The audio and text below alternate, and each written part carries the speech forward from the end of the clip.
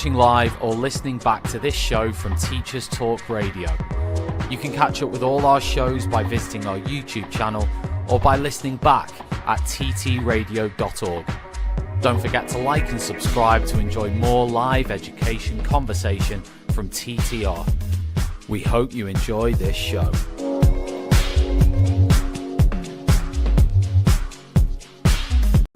Outstanding and world-class vision and world-class this. I'm a real leadership geek, honestly. I've spent my whole career reading books and chatting to people. I just find the whole thing and the announcement, the way it's been announced, bizarre. If you could move away from a model where teachers are so intensely focused.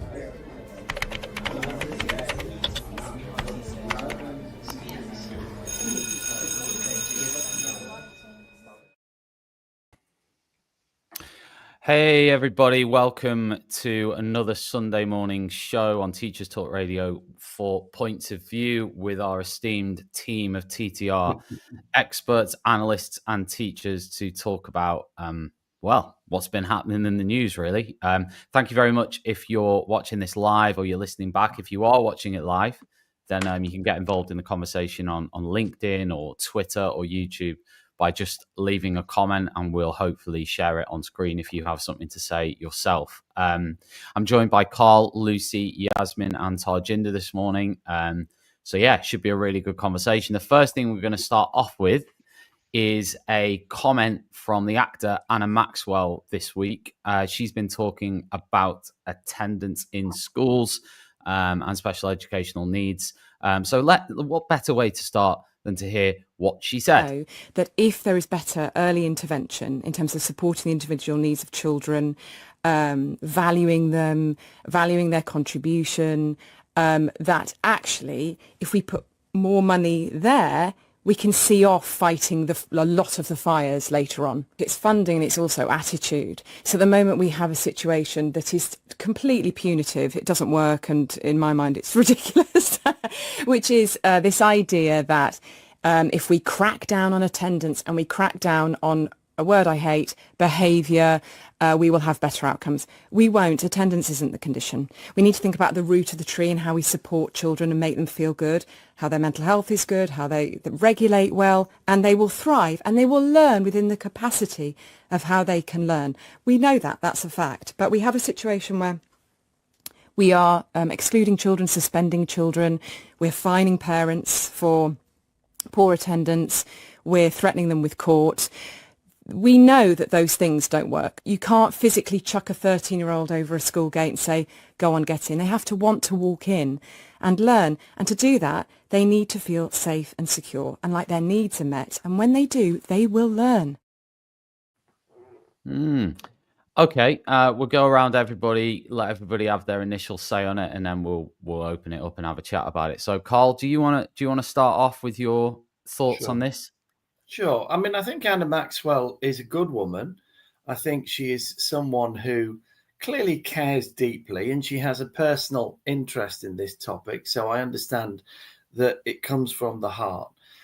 If you take that clip alone, it could unfortunately come across as something which is very much kind of all you need is love and everything will follow. And of course, it is much more complicated than that. But I do know there's a longer clip which does involve a more nuanced bit of analysis. And I think probably, some of the words that she chose, particularly when she said, I hate the word behaviour, and, it's a punitive system. They're caricatures. It's not just that at all. It's far from that. And actually, there are very good reasons why, without those suspensions and without those rules, schools would just fall apart and there'd be all sorts of horrible things happen. But by the same token, what she's saying underneath that, if you unpick the detail, I think, is that the root cause of problems that young people experience lie deeper in society and in our economic structure. And in that, there is a point. And so, just as an initial comment, I think it's easy to sort of rail against what she says. And I think the first time I heard it, that's what I felt like doing. But actually, on reflection, I can see that I think she's coming from the right place, but she has made some points perhaps a little bit too in an oversimplified way, and she's suggesting that if only those horrible teachers were, just a bit nicer, we'd all be great. And of course, it isn't quite. It's a long way from that. Thank you, Lucy. Any thoughts? Yes, I mean, I totally get what Carl's saying, and actually, it did occur to me there would be more to that interview to unpick. The issue is that is the clip that was put out on social media by, I can't remember if it was the BBC or whatever, and that was the clip that then parents responded to. And when I looked through the comments, and I was expecting people to sort of to rebut some of it, or to say, well, actually behaviour does cause problems and your child won't feel safe in school, like my child had. But it didn't. It was just loads and loads and loads of other parents affirming that. And the problem is, when you have that kind of platform as an actress, as somebody who's well known, people take a lead from that. And so that was my big concern over it. Was I thought at first, or maybe she used to teach or something, but as it went on and I looked her up and I thought, no, that she's got nothing to do with it. And when you see things from a different side, you have a different perspective. So that's what I felt about it. Thanks for that. And Yasmin? I think what I heard from that is I feel like she was just saying that a lot of behavior policies, or a lot of the things that happen in schools, are just reactionary or like reactive, and there should be more that goes towards preventative strategies when it comes to all kinds of things, but also children that might have emotion-based school avoidance. I don't really feel like she was painting teachers or schools in a bad light. I think she was just highlighting the fact that there is an increasing number of children, I think since COVID, that have been missing more than 10%, or a significant amount of school, and their attendance has massively dropped. I don't really feel like she said anything wrong. And I think for me, if there are loads of parents in the comments that are agreeing with that, then clearly it's a problem that parents are facing and dealing with. And I don't think her opinions come from whether or not she's like worked in teaching. I believe it's related to, people that she knows personally who also experience emotion-based, school refusal. And so that's where I feel like her stakes lie, as a parent, or like as a family member of pupils that are missing a lot of school. And one of the things that I feel like it made me think about was, I think COVID is sometimes underestimated, and I know that like COVID is blamed for a lot of things quite unfairly, or it's like exaggerated at times, but I do think when it comes to attendance, it shouldn't really be a surprise. Like, I think COVID was a turning point for so many people and so many workforces. Like, how many people only started to work from home post-COVID when they realized that they could still get their income from home? And I feel like the impact it's had on children who for the first time ever had like a significant disruption to their education over the course of like 2 years, and then years that followed where exams were changed and all sorts of things happened. I think that's had an immeasurable impact on a lot of children, and it has changed the way that school is viewed by not just pupils but also parents and families. Thanks for that. And Tarjinder, before we sort of open this up into open discussion. I'm going to disagree on this one. I do. No, look, I think she made some valid points in terms of funding. I think that's fair enough, and early intervention as well. Let's be fair to her. Like, she did it's not like she's just gone in completely ignorant. But like Carl says, she has caricatured the situation, and actually it's all very well having anecdotal evidence, but that doesn't necessarily mean that you can take from that and extrapolate it to the entire system and expect the system to change. So she's conflating various things like refusal to attend with exclusion, with attendance issues, and actually not just attendance issues, but with general behaviour policies in schools. And it's not necessarily the case that all those things are in fact related. You'd have to look at the individual situations and go, well, what is actually happening here? Because when I look at school refusers, the issue there is not the behaviour policy of the school, because actually it's neither here nor there. It's to do with their relationship with their parents and the school, and sometimes it's to do with moving as well. And I do agree that, yes, COVID has had an impact in terms of both parental and children's attitudes to attending school itself. But the point is, schools cannot just cannot be there just for those individual children who attend. We've got to think about, okay, the vast majority of children do go to school, they're fine, the behaviour systems are not punitive. In fact, if anything, they keep those children safe and they keep it a stable environment. So let's think about what the actual point of those behaviour policies is, because nobody goes into teaching, nobody's ever started to teach the training course, as far as I know.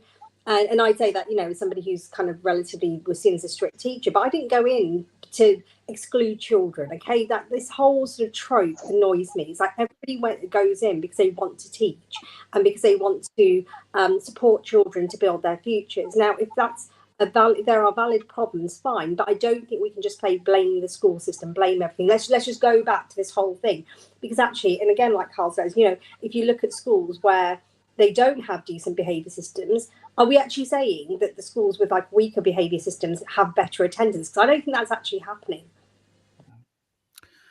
Well, thanks, Todgin. I'll say what I think. So I did pick up some things from what she said. So she used that term punitive behaviour, right? I mean, she said she didn't like the word behaviour, right, in there, but she also used that. She said punitive behaviour system. So I think that's one we could maybe dig into in this conversation, because punitive, I guess, means a punishment, right? Some might deem that to be a consequence, but certainly it's probably a negative consequence, a punitive consequence, right? Of course, I know I can sort of guess what she's going to say is sort of uber strict behavior policies, etc. is what she means by punitive. Right, I get it, but I do. There was a sort of intimation of the children just need to want to come and want to learn and be happy, and then everything's okay. In fact, at one point she even said, "Children will learn. That's a fact." Yes. Right. Well, I'm really sorry. In my career, it's not a fact. You can create the most perfect conditions. You can stop with all your behavior, punitive behavior sanctions. You can stop with. You can be nicey nice all day long, and some children will still not want to learn in any way whatsoever. Right? And that is the reality facing a lot of teachers in the country that, unfortunately, I think we mentioned this, and do you know what? I don't say this in a bad way, but I don't really care whether she's got good intentions or not. I don't really care. To me, it's irrelevant. She's giving opinions about the school system and teachers' lives. So for me to do that, I think you have to have a certain level of being informed. And I just felt that bit was a bit naive.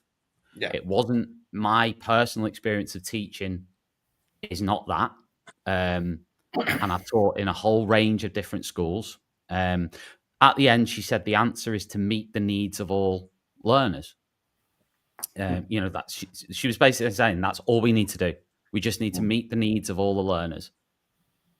There was nothing in there. And again, Carl, you've seen the bigger interview. I haven't. I've only seen the small sound bites. But my sort of concern from what I watched was there was nothing about sort of the attitudes that might need to change, or the sense of sort of losing sight of the most basic and fundamental manners and sort of acceptable levels of behavior that we've watered down and watered down and watered down over time. Now, I don't know, and this is a genuine thing for me because I don't know. We have seen a massive rise. The bit where she is right is where she's saying we've seen a big rise in SEND diagnosis or additional needs, a focus on additional needs, SEND diagnosis, requests for SEND diagnosis. Now, it's EHCPs have gone up over the last, 10 years or 5 years or whatever it is. I saw a graph which basically showed it I don't know if doubled, but it had gone up significantly, right? Now, I don't fall on either side of this argument because I genuinely don't know the answer, but I do think we have to have an open conversation of, is it because diagnosis has got better? Is it because that 10 years ago, there were lots of children who were being ignored or let down because the needs were not seen or were not being identified? Or is it that we have sort of facilitated an overdiagnosis culture, or a culture where there is an excuse for everything, and there is a possibility or an opt-out for everything that is uncomfortable in any way whatsoever. So, I'm experiencing discomfort. That must be because of X, Y, Z. It can't just be because it's a natural human thing of discomfort that you're experiencing, right? Yeah. Again, I'm using a caricature there. That's a very simplified, we're on points of view, sort of throwing it out there thing. There's a lot I could talk for half an hour on that, but that's a question I want to ask everyone is which side of that do you fall down on? Is it a combination of both? But ultimately, I just think the idea that children will learn if we make school less punitive or more fun or more lovely, or we're nicer to everybody, or we have less rules. I just think that's naive, and I don't think that is true. Yeah, that's my point of view. It comes, does it not, from the fact that she's not actually had the reality of having to teach a class or lead a school. And if you have to do either of those things, you are very rapidly reacquainted with the reality of having to lead a large group of people through a lesson where there is a number of things that you have to teach, and you have to ensure young people can learn. And in order to do that, you need the environment to be calm, and you need to know that every young person in that room is able to listen and get on. And if you therefore don't have the authority to do that, because you are trying or endeavoring, however well-meaning it is, to meet the needs of every single individual, however complex they are, then you'll actually end up doing none of those, because you won't be able to teach the lesson, and the ones that do want to listen will resent you, and the ones that don't want to listen won't respect you, and the result will be you probably won't be in the job very long. So that's the reality. And I think in a number of different ways, we're all saying we've been in that situation. We know what that's like, and running a school is just a kind of the same thing, but on a multiple level. And the reality of that is you can't just do that. Yeah. Carl, just before we go to Tarjinder and she comes in, I just wanted to ask you briefly, Carl, because you are a head teacher, right? So I wanted to ask you specifically about that thing about the needs of learners, the additional needs, the send thing. I mean, do you have a view on that as a head teacher? Are you thinking it's because we let those children down, right, in terms of not having a system that saw them?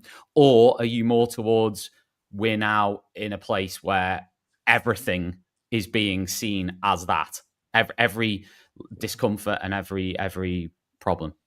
No, I mean the latter. She suggested as such herself, and she was saying, well, she wants to replace special by individual, and I've seen various reiterations of that phrase in my career. Personalized learning and so forth.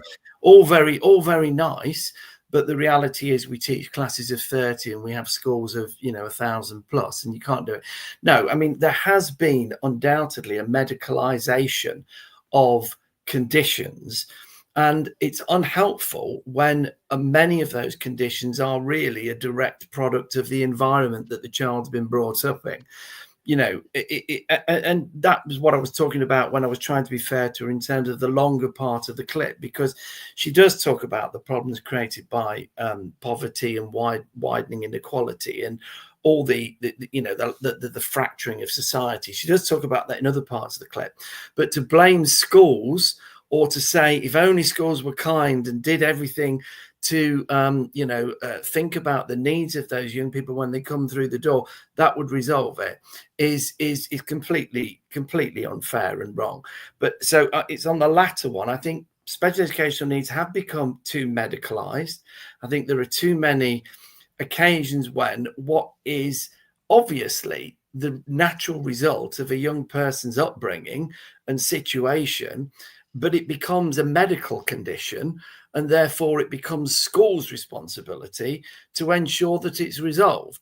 And of course, what really has to happen, but it's complicated and everybody gets that it's difficult, is that society and the way that the economy and society is structured needs to have a little bit, well, it needs to change in order to make that happen. So I'm on the latter one, Tom. I think that you know, the reality is you can't medicalize every condition. You shouldn't do, and we can't afford it anyway as a society. It's a plain fact that, you know, the bill is way bigger than we can possibly meet. So we have to decide where the balance is drawn. And I think at the moment the balance is drawn too far in terms of, well, this is a need, that's a need, so therefore everything must be provided through the system. Can I just hop in really quickly? Yeah, because I just wanted to talk to you about Hachette Learning.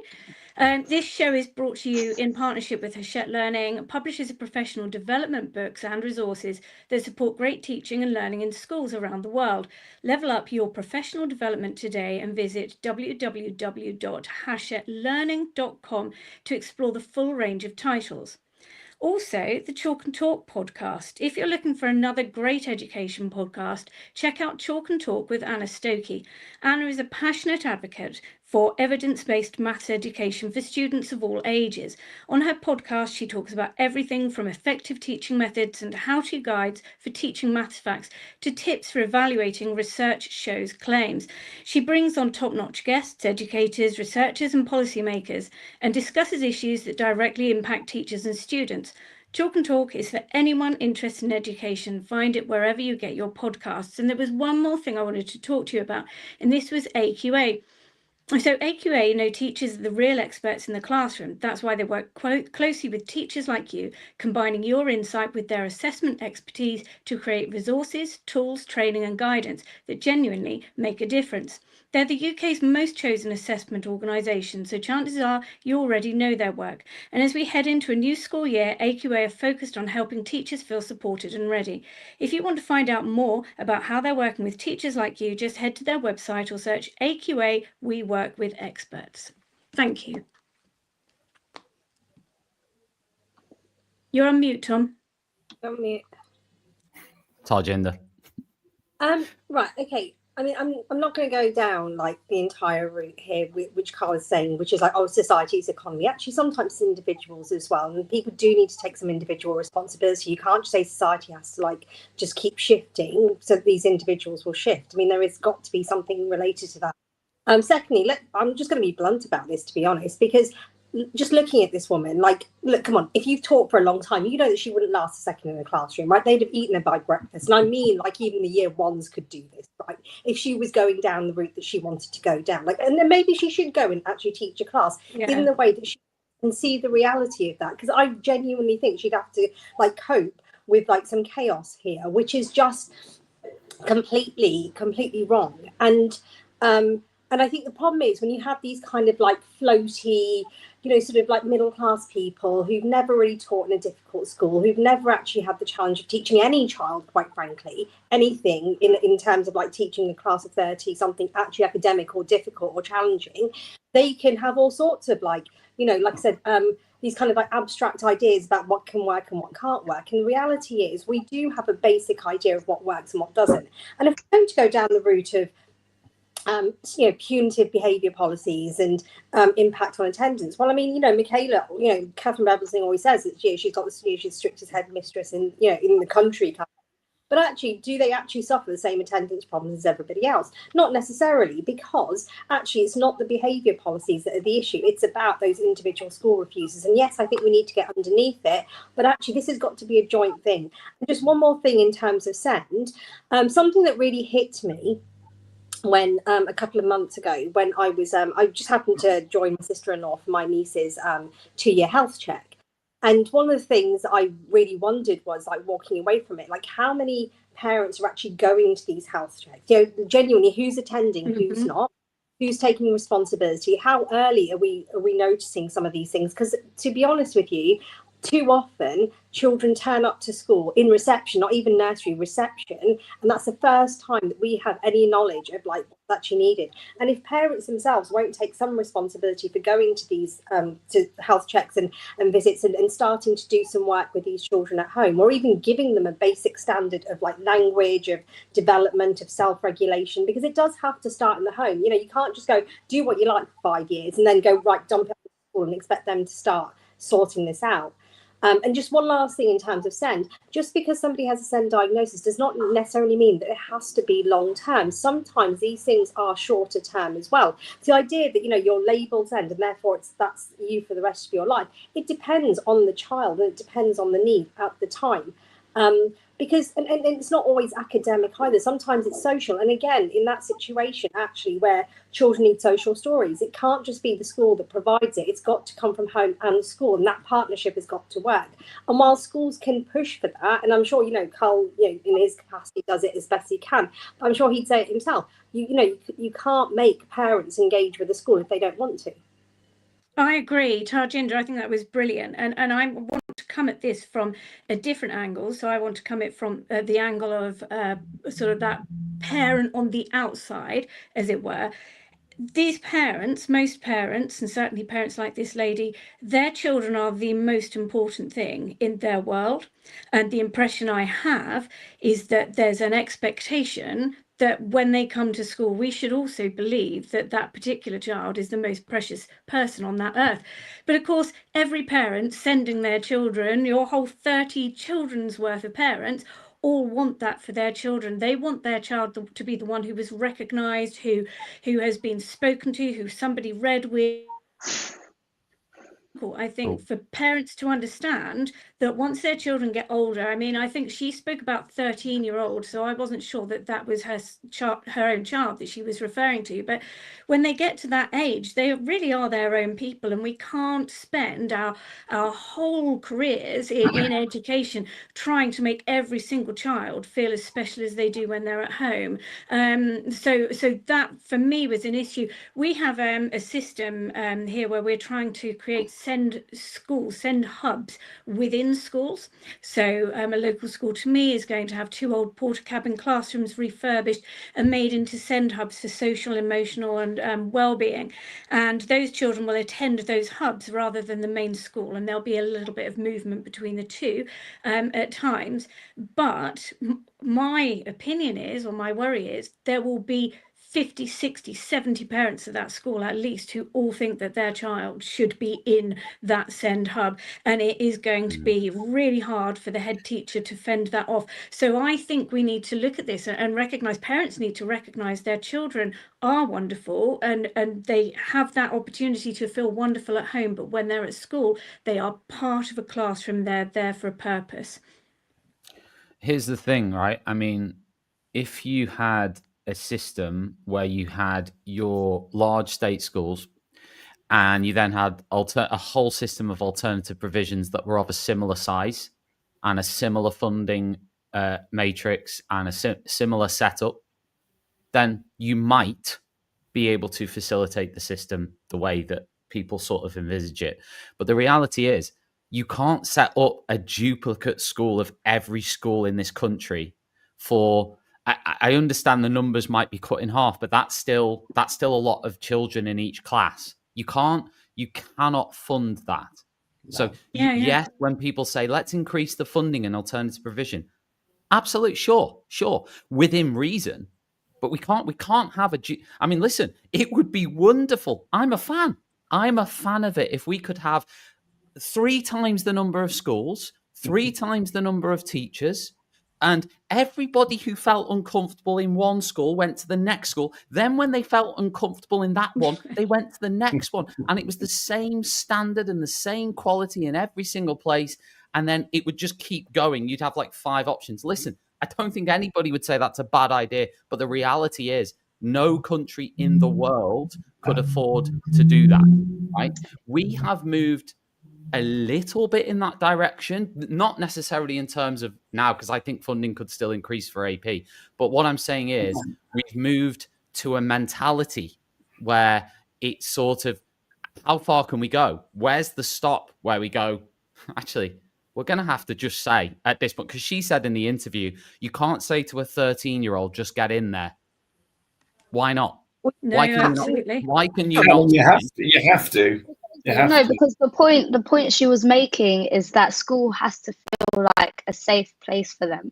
And that feels very different to different children. Like school refusers aren't like, they're not a homogenous entity where the reason why a lot of them have attendance issues is exactly the same and just replicated everywhere.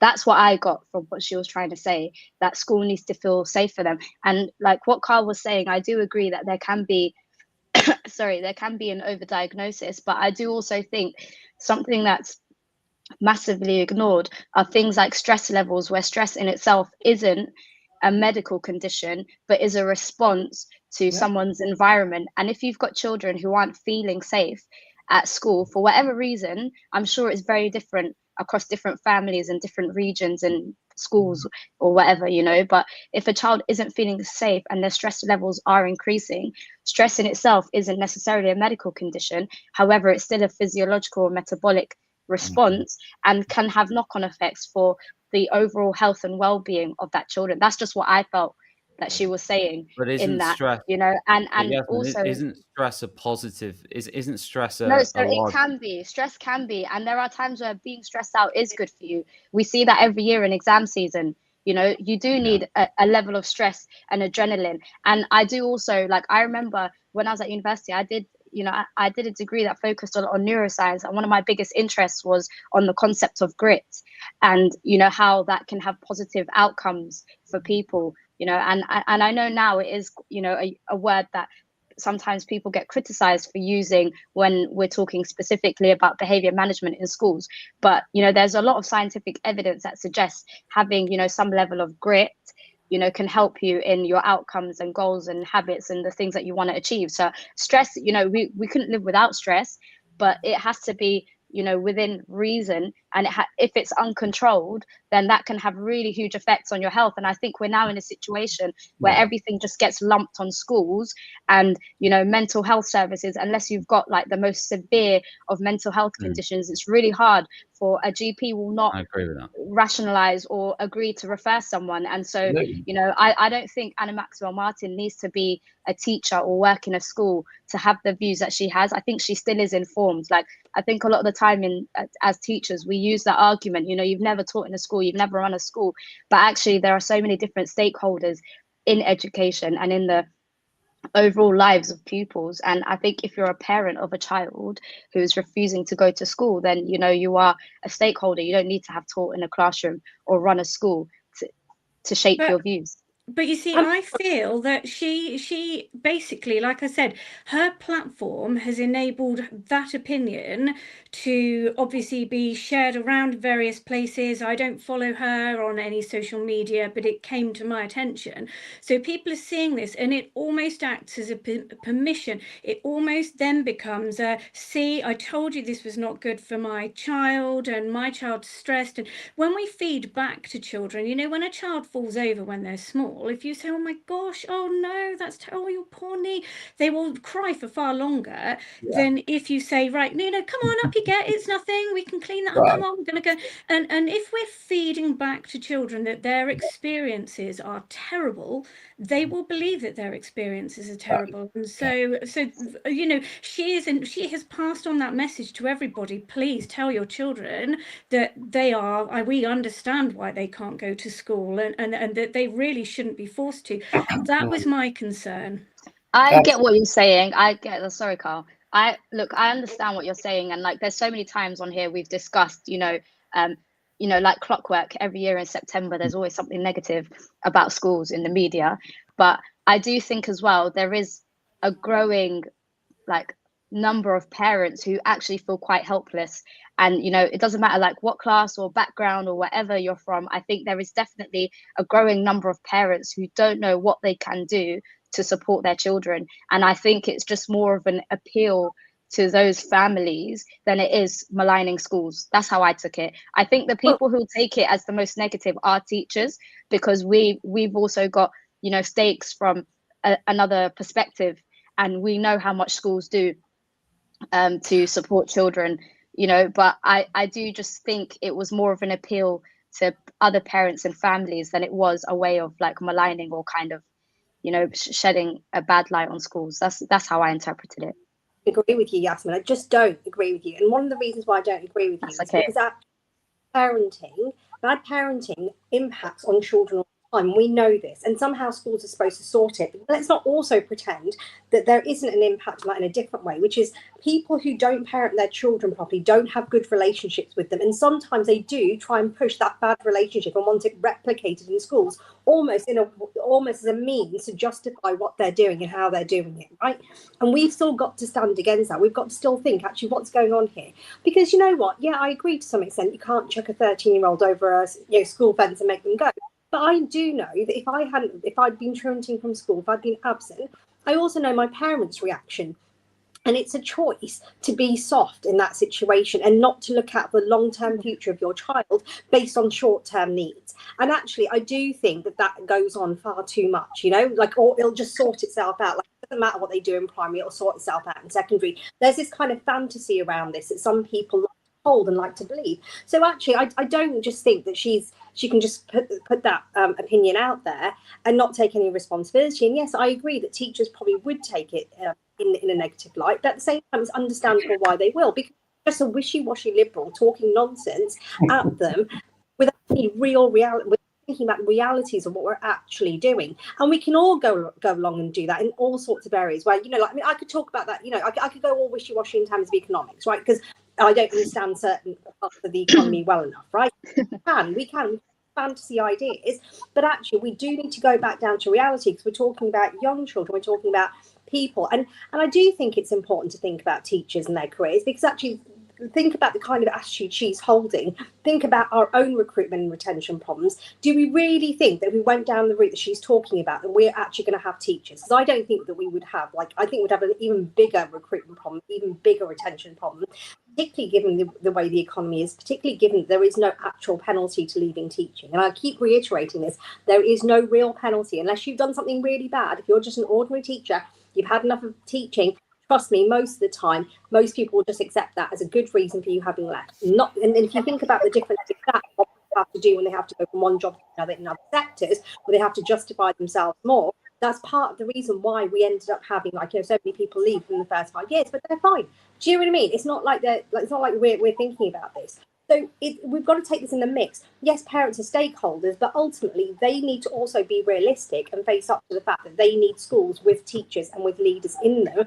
Actually, they've got a responsibility to some extent to be reasonable and understand their role in all of this as well, and the impact that they can have if they hold certain views or if they push certain ideas in schools, which have already failed to some extent. Like Carl was saying, like, we already know personalised learning didn't work.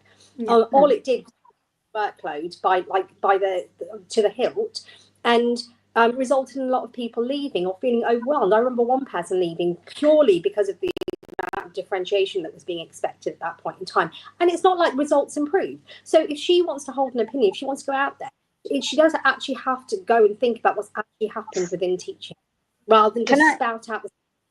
Tarjinder, can I just say, for me, I feel like there's a huge irony in the fact that whenever, like, a parents come out to speak about their personal experiences with their family, in terms of, you know, school and emotion-based school avoidance, and a lot of the time teachers will respond to that by saying, you know, it's like maligning schools, it's unfair on schools, but then we'll turn around and, you know, malign parenting. Like, I feel like you can't make assumptions about parenting based on, like, you know, school refusal. And I know that even the term school refusal isn't really used anymore, but you can't, like, I don't think what is, like, you can't, there's so many different reasons for why some children's attendance has dropped, and you can't, like, I just feel like you can't paint all parenting with the same brush either. Like, there are loads of parents that are trying to cooperate with a school.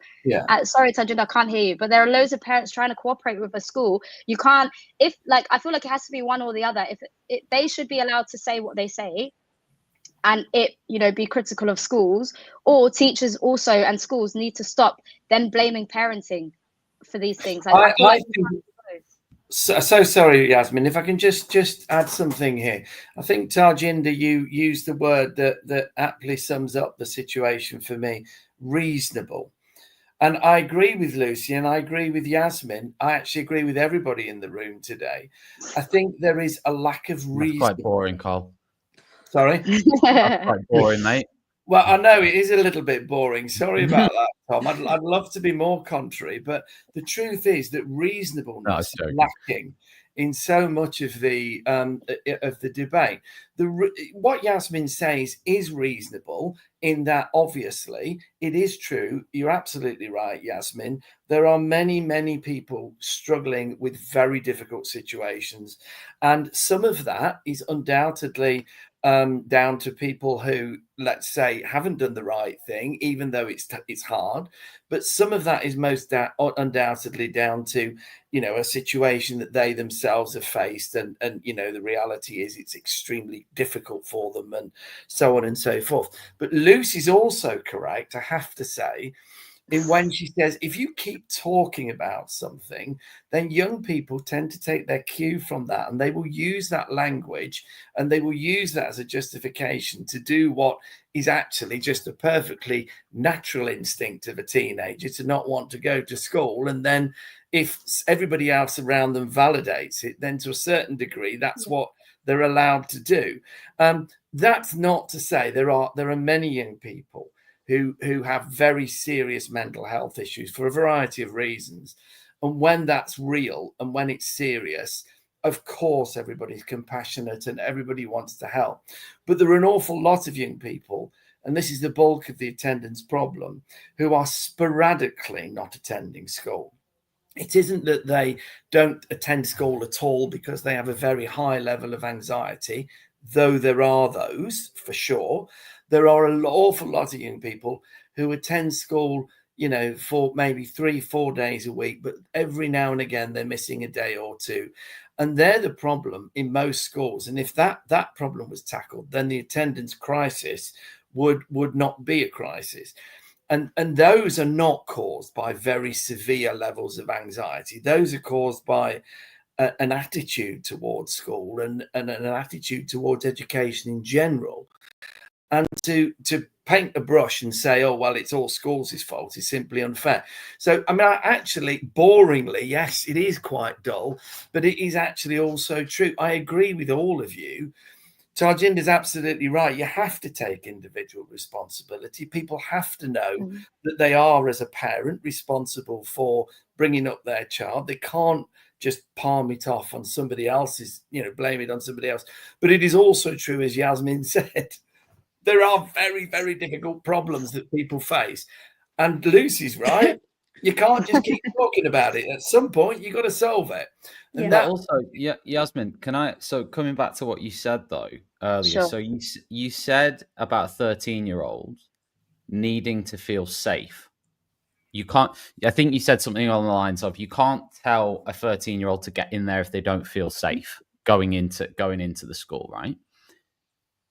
But I can think of examples when I was 13 or 14 where I didn't feel safe, but I wanted to go. So I'll give you an example, going to the Merseyside derby, Everton against Liverpool, with my dad. Did I feel safe? No, I didn't, as a 13, 14-year-old. Safe within the realms of, yes, I'm not going to sort of, something very bad's not going to happen. But did I feel safe from everything that was going to happen around me, and getting to the ground and getting out of the ground and getting there and getting home and all the rest of it? I didn't. On the back of a motorbike, I didn't. But the reason I didn't go to my dad, I don't feel safe. I don't think I can go to the Merseyside derby today. I don't think I can go to the skate park and hang out with all those people because I don't feel safe because there's loads of gangs of lads. I don't think I can go to the cinema because on the way there's loads of the possibilities of what could or couldn't happen. I understand that in some cases that might be the case, that they might not feel safe. In fact, many might not feel safe. But this is where your threshold is of what does safety actually mean? Because they are in an environment that is controlled by adults. They are in a relatively safe environment. Of course, anything can happen in a school. You can have, gangs of people running around and different things can happen. Bullying can happen. That's always been the case since the year dot in schools, right? But you're in a relatively controlled, safe environment. So my point is, it's like, I think what it actually comes down to a lot of times is, do they want to?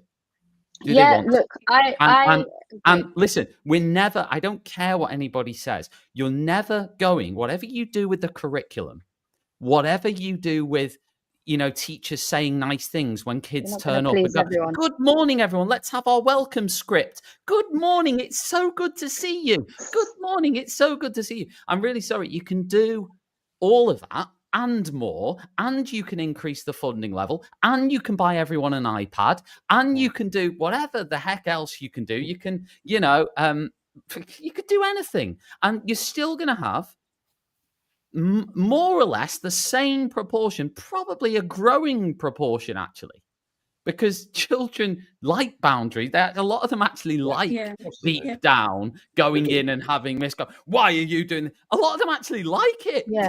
This is like boot camp. Why do you think people go on fitness boot camps for 4 weeks and have someone shout in their face about how overweight they are? As I want to go. This is going to make me better, right? They're not good. They're going to hate. They're going to hate it, but love it. Oh, I hate this. I hate this. But I actually deep down love it, because it might have a better outcome at the end for me, because I'll lose some weight, right? And I'm not saying everyone thinks that way, but this idea of safety, I struggle with it a little bit, because I just think there's so many examples in everybody's lives, everybody, minus none, where you are going to feel unsafe. But the only differential for me is, do you want to do it or do you not? Because if you want to do it, you'll go through a lot of situations where you feel unsafe. Look, Tom, there's so many things I wanted to say there. Like, I feel like I've lost my train of thought a little bit. Like, there's so many things I want to respond to that. It's totally fine. And look, overall, I do agree with a lot of what you're saying. I think safety, you know, like, I feel like it comes in a lot of forms. And I agree with you. Like, you're never going to make like every single person happy. And I do also agree that, like, they are thresholds that can change. They can improve through things like therapy, or, you know, being identified as a starting point, at least, you know, someone's threshold, or being trained into forming different habits. Like, there's so many ways to improve someone's threshold for coping with stress, or kind of getting over something that feels insurmountable and ultimately wanting to do it and give it a try. Everyone's going to have, you know, experiences of that in their life. But that for me goes back to what Anna Maxwell Martin was saying in that clip about how, you know, that there needs to be more that goes into these kind of preventative strategies. So when you're at that point of recognizing these things, what then happens? That's just how I saw what she was saying. I completely agree. These are things that can be improved. But the reason I mentioned that safety element, you know, was because I wanted to raise the point about stress. You know, if you don't feel safe, if your brain feels under threat in an environment, and that can look completely different for so many different people. If your brain feels under threat, then, you know, that's going to increase your stress levels, and that's going to have a negative impact on your overall health and well-being. And another thing, every situation. It is. But like, and again, you know, like, quite a few of you have mentioned at that point, you know, what happens. And I do feel like one thing I want to say as well is, I do often feel like school absence gets unfairly like blamed on like poverty and like poor parents, and poverty plays a massive hand in a lot of the problems and barriers children face anyway, or families face when it comes to schooling and so many things in society. But I actually think it's middle class parents, or who are more likely to maybe allow students to, or maybe take self-diagnosis, or these things more accepting of it. I'm not really making sense right now, but I actually feel like there's been a huge, like, at least in London where I am, I feel like there's been a huge shift in the demographic, you know, of, or the class of parents who are the most likely to now scrutinize, you know, these punitive behavior management strategies. They're the ones most likely to have a group chat and to discuss these things, or to accept people who might self-diagnose. You know, on TikTok, there are so many kids use TikTok now. There are so many different diagnoses, or people talking about their self-diagnosis, and even their self-medicating, and all these things exist. Like, I had kids come up to me at school one day on lunch duty and say, "Miss, you've got super white sclera." Do you guys know what super white sclera is? No. I had never heard of that, and I'm a science teacher. Apparently, kids like now notice like the whites of people's eyes, and what, you know, shade of like white or yellow they are. Like, And I just remember thinking to myself, like, imagine, and that's just a really trivial example that's just come to my mind, but imagine being faced constantly with videos like 30 seconds to 1 minute long every single day of like loads of people your age and above talking about, you know, things where you actually have no idea or no way of referencing whether or not they've actually got a medical diagnosis or not. And it's impossible to differentiate between the people who are actually under medical supervision and the people who are not. But all of their, you know, content is out there for children to consume, for parents to consume, many of which have really good intentions and want to help their children. So I think for me, like, you know, there's too much to say on this topic. There's so many different, you know, threads that I could go down and talk about for an hour straight. Let's let Tarjinder come in, because I think she's been trying to speak for about 15 minutes. Oh, sorry, Tarjinder.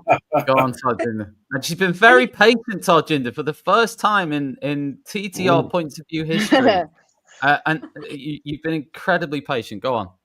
I actually think there are some valid points there, but again, okay, so let me put this down to, like, I'm not trying to malign families and parents and all the rest of it, but we can't pretend away good relationships and bad relationships. We just can't pretend that away just to make people feel good, because then we're going down another. Let's just make everybody feel good about whatever they do, no matter what the consequences are. We all do need to think about that. And I agree, teachers need to think about it too. We do have to look at our environments and go, what is happening here? Is there something that we can improve? And I think that the problem is that we end up doing that far more than the other way around, because it's easier to push it on to schools. But I would actually quite agree that it's not a poverty thing at all. I think sometimes working parents sometimes can be more involved in these kind of situations, in the sense they're time poor. And what I've sort of noticed at one of the schools I worked at sort of years and years ago was that because they were time poor, they would give their children stuff. They'd be more likely to give their children a device because they can afford it. They're more likely to just leave them alone for hours on end. They're less likely to insist on things. They don't get to spend much time with them. So whatever time they spend with them, they want to do it and trying to make them happy all the time. Do you know what I mean? But actually, that's a question there, because actually you cannot be happy all the time. I can't even make myself happy all the time. How am I going to make anybody else happy? So again, it goes down to that question of reasonableness, because we can't be happy all day long all the time, because things happen. And actually children do need to learn to be comfortable with that. But that's got to be a joint endeavour, where we think about actually what is a good way to deal with that then, you know, because a good way to deal with that is not to refuse to go to school. But that's got to be reinforced by within the family as well as the school supporting. It cannot one group of people rather than the other. And it just seemed to me that this actress was basically going, it is just one direction, is just one thing that's happening here. So if you're going to make that statement and you're going to push it all on schools, and you deserve the pushback that gets. If she wanted to be more reasonable and talk about wider points in society and what can be done, fair enough. But like I said, there is, you know, even when we look at sort of basic things like the number of children who come to school in nappies, the number of children who are being, like, literally 4 or 5 year olds being pushed in a pram of all things to walk to school, right? Like, you know, they're not being given these basics, and then we wonder what's going on, and then they get diagnosed sometimes, and some of it's got nothing to do with that. We're diagnosing children who in other conditions may very well have grown up and not have had so-called special need because they lack certain experiences. So we've got to think about the outreach that we give to parents, but they also have got to take responsibility for what's happening. I agree. I think you're absolutely spot on. And I was going to make a similar point, actually, Tarjinder, about the fact that obviously parents nowadays have to work. 2 parents go to work. You don't have the time anymore. You don't have the time to have that argument with your child about going to school. And I think there's a lot to be said for the issues of being too busy to actually dive down into the problem and say, right, no, I will be taking you in, and they haven't got the time because they've got a meeting at 9 o'clock and this is going to make them late. And I think all of those things that it creates guilt in you then, because as a parent you feel guilty because you think, oh, gosh, you know, I probably haven't given enough time, and so the next time you're nicer to them, and it feeds this sort of nice loop almost of being sort of super lovely, and if everybody else is lovely to my child, then things will be all right, because it's easier than saying, I'm going to have to actually put my foot down and say, I'm sorry, I can't come to work if my child is refusing to go to school, and that's difficult. And I have actually been there. So I'm not going to lie, I have been in a situation where I have had to force one of my children to go to school when I was supposed to be somewhere, and it's really, really horrible. It's hard because your competing needs of your job are against the recognition that your child should be at school. And I have a recognition that children should be at school. So if you're a parent who doesn't believe in the system or feels that the system has failed their child, then you can see how that will break down further. I just wanted to talk to you though again about Hachette Learning, because this show is brought to you in partnership with Hachette Learning, publishers of professional development books and resources that support great teaching and learning in schools around the world. Level up your professional development today and visit www.hachetlearning.com to explore the full range of titles. And also AQA know that teachers are the real experts in the classroom. That's why they work closely with teachers like you, combining your insight with their assessment expertise to create resources, tools, training and guidance that genuinely make a difference. They're the UK's most chosen assessment organisation, so chances are you already know their work. And as we head into a new school year, AQA are focused on helping teachers feel supported and ready. If you want to find out more about how they are working with teachers like you, just head to their website or search AQA, We Work with Experts. Do you know what? I wanted to drop in a thought here. Have we moved from a place, right or wrong, where the concept of going to school was non-negotiable? Right? Yeah. When I grew up, right, myself, most of my peers, going to school was, I middle class background. Both my parents are teachers, but actually a lot of the lads I went to school with were not that, right. It was a real sort of, a northwest of England. It was I don't know. It was Birkenhead, right. A lot of that wasn't the case. So my point is, a lot of them. But even then, it was just that non-negotiable that you have to go to school. That it wasn't even the question of, might I be able to? No, you just have to. Now, I'm not saying that's. I mean, maybe the concept of what school has changed. We've had homeschooling. We have, different versions of school or what education is. I don't necessarily think that's a bad thing, but I'm just interested in this idea that it's become a negotiable now. A bit more. Well, I think it's different for different demographics. I'll be so honest. Like, I don't feel like it is the same for everyone. Like, as somebody who is from, like a migrant community, like first generation, school remains non-negotiable in my community, and it's always been the same, and so has respecting teachers.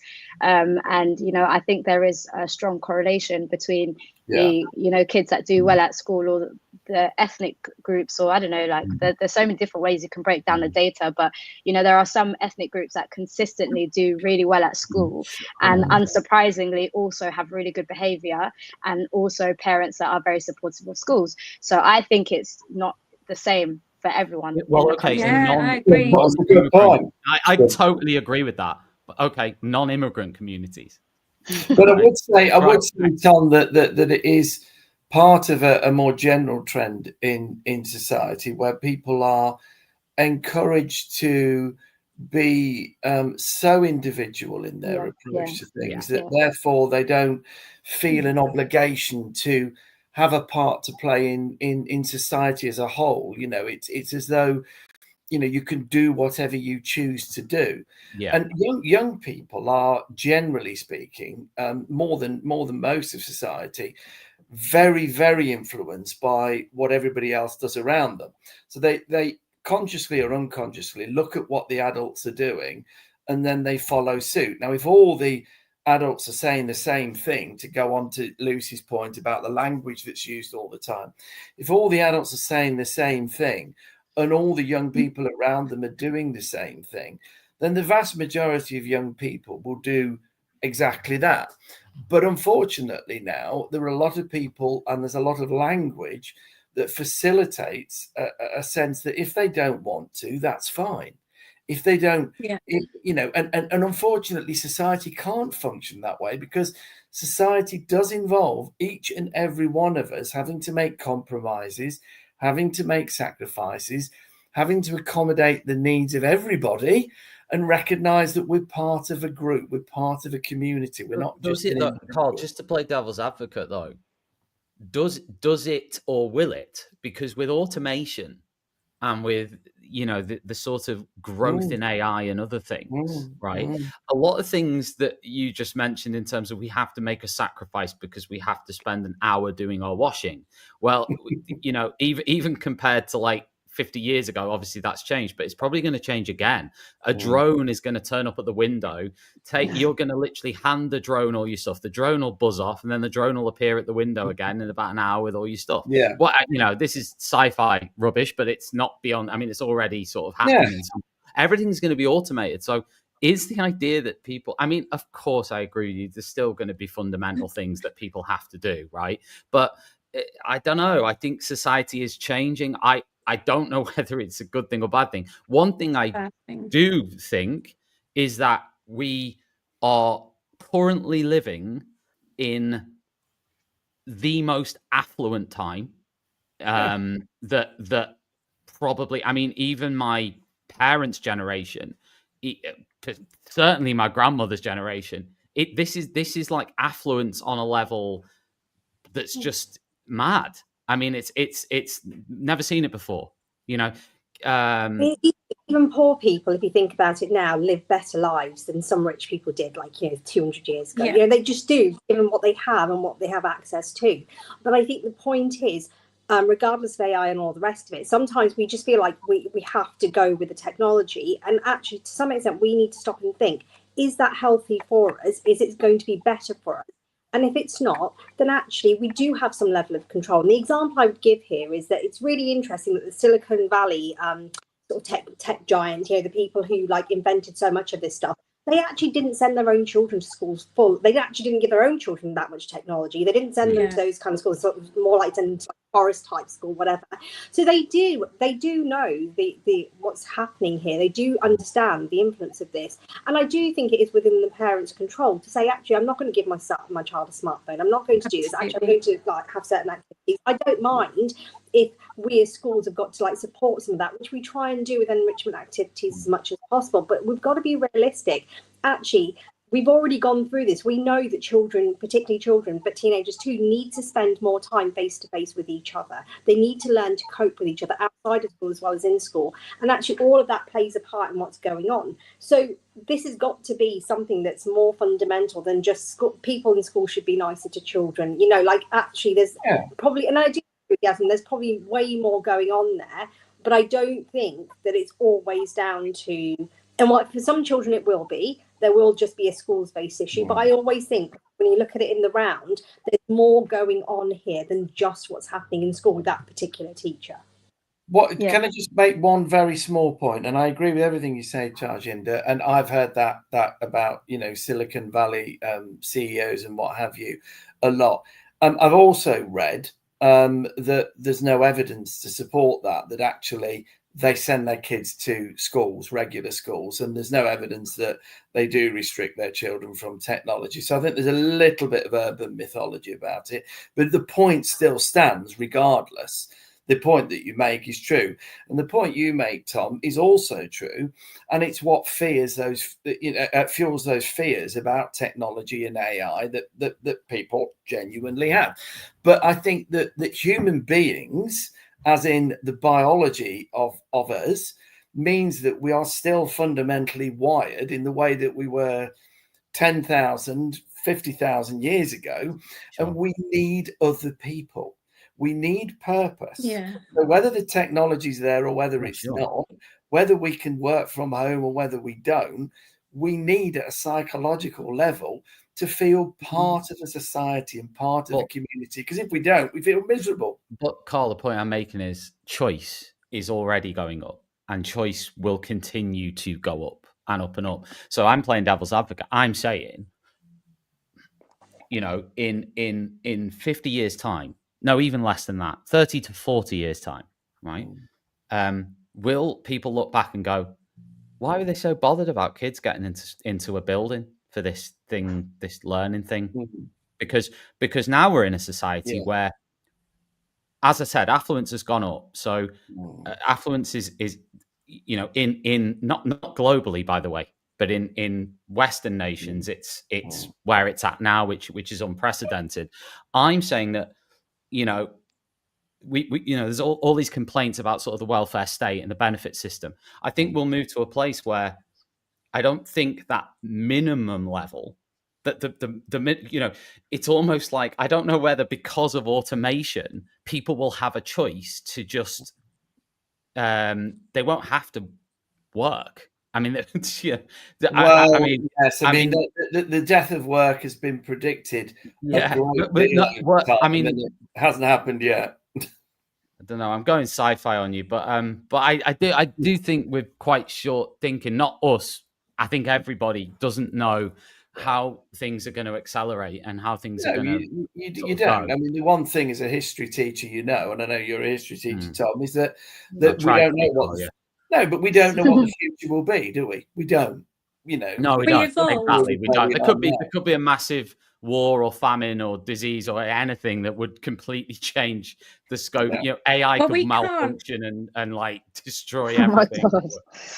But we can't jump in, can we? We can't say, well, we think in 40, 50 years this is going to happen, so we need to work to that. What we do is we evolve to the current situation that we're in. And actually, when you have those questions posed to you, if you could go back in history, what one big thing would you change? Well, we are in history right now, and there are big things we need to change now. And so we are influencing the passage of history. And if we think that, if we know that Lucy, every Sunday we are influencing the passage of history. we are changing the world. I've got a question, we have guys. to. Yasmin's got a question about changing the world. Go on. Have you guys seen Line of Duty? Yes. Yeah, it's brilliant. I just had to bring it up. I think since we were discussing Anna Maxwell Martin's interview, I think that season where Hastings is accused of corruption is probably my favorite season. So I just had to throw that in there. But funnily enough, she also played. I don't know if you watched the BBC thing. It was maybe 4 or 5 weeks ago. I think it was called Unforgiven or something like that. It was based. It was in Liverpool actually, and she played somebody who I could imagine saying the thing she said in the interview a little bit. But she does actually play not in a bad way. I heard that voice of her, and I was like, she could be a great actor. Yeah. She she plays worried characters, and she's a worried person in that clip. Yeah.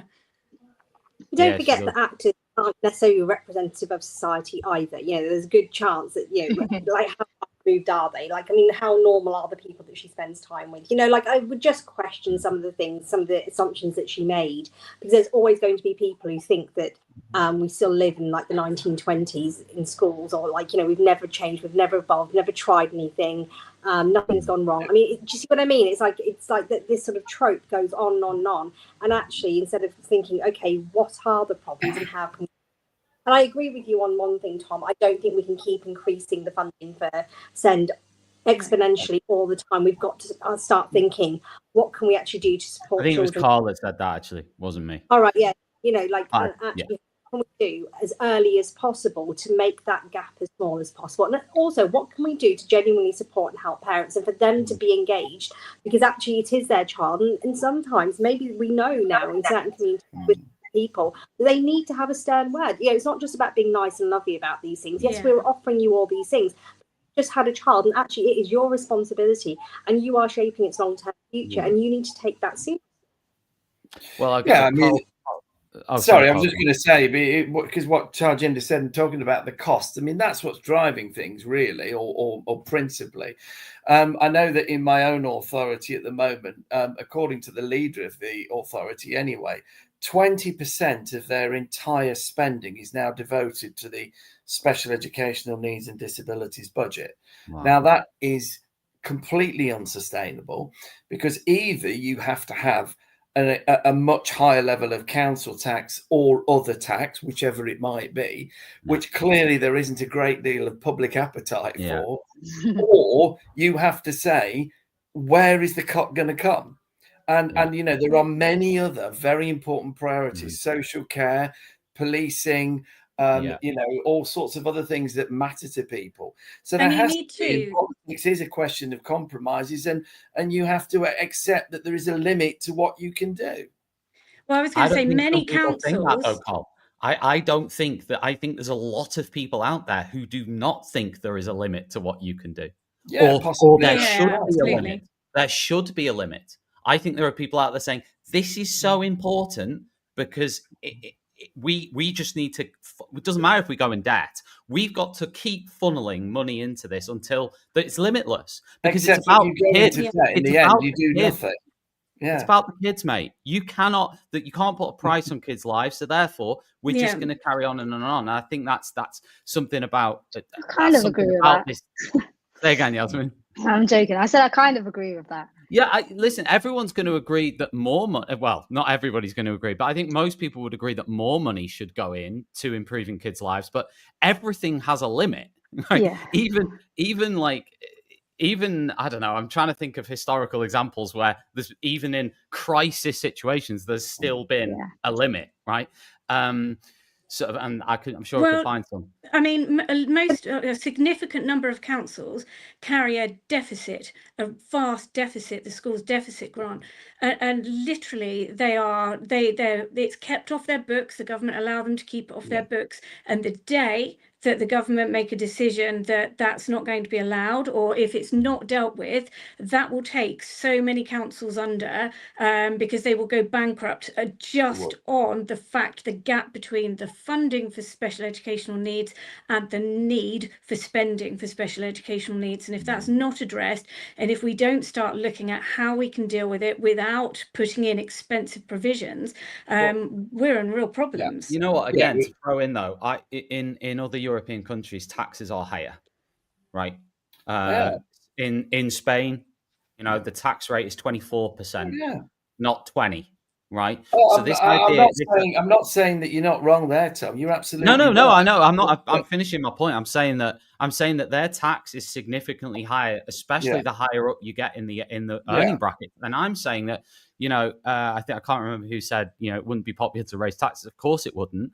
But there are lots of countries, particularly in Europe, with much higher tax rates, and then obviously you get Also, I guess this is across the world, actually, but particularly the Western world, is tax loopholes for, companies like Amazon and all the rest of it. But you're arguing against your own point there, because you've just said we can't keep putting money into this. And then you're saying, well, if we all paid higher taxes. No, I said we could raise taxes. I said we could raise taxes. We could raise taxes and put more money in. So we can so you think we should put more money into it then, and we should keep spending? I think you've got a choice. I think not necessarily. It depends what it's about, but certainly I'm not against having tax increases we're talking about.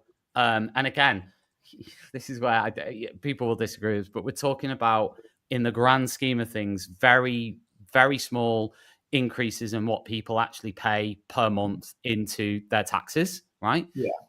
If that's going to significantly improve things, then I'm not against that when we have relatively low taxation.